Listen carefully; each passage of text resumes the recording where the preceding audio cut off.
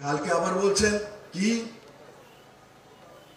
ত্রিপুরাতে সন্তান বিক্রি হচ্ছে। কার সন্তান মানিক বাবু? কালকে ভাষণ উঠিয়ে দেখুন, বলেন ত্রিপুরাতে সন্তান বিক্রি করে মানুষে অন্ন জোগাড় করতেছে। কোন গ্রহতে আছেন তিনি? তিনি আসেননি ত্রিপুরার মধ্যে, না বৃহস্পতি বা মঙ্গলে আছে। উনি কোন স্বপ্ন দেখেছেন ভোরবেলা?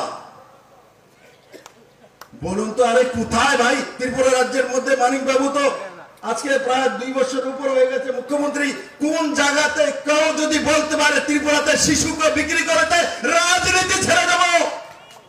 মানিক বাবু আপনি বলুন, আপনি যে কালকে মিথ্যা কথা বলেছেন তার জন্য আপনি রাজনীতি ছাড়বেন কি ছাড়বেন না? হিম্মত হলে আসুন আগরতলা ময়দানে দেখান ত্রিপুরাতে কেউ সন্তান বিক্রি করে খেয়েছে। ভাউতাবাজি, মিথ্যে কথা। ত্রিপুরা মানুষকে মিথ্যে কথা বলে রাজনীতি করেছেন। তখন বিপ্লব দেবরা ছিল না বলে করে নিয়েছেন, কারণ কি আপনাদের বিটিং বসেছিল। এরা কংগ্রেসের নামধারী নেতা হয়ে আপনাদেরকে সাহায্য করতো। আমরা যদি 10 বছর আগে আমি আর মানিক বাবু, রাজীব বাবু দাঁড়াতাম, জামানত জব্দ করে 10 বছর আগে আপনাদের বিদায় করে দিতাম। আসুন না সামনে, ধরুন ইলেকশন, দেখি দম কদ্দুর আছে মিথ্যা কথা বলা।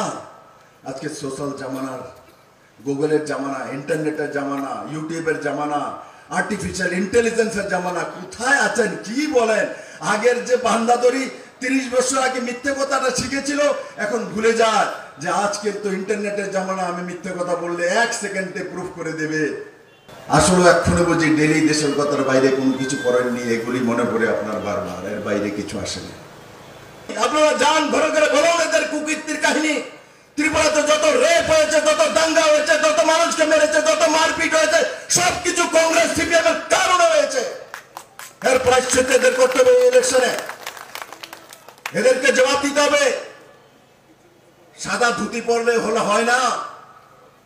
সাদা ধুতি পরার সময় তার মধ্যে যাতে দাগ না লাগে তার প্রতি খেয়াল রাখতে হবে মেরে মিত্র।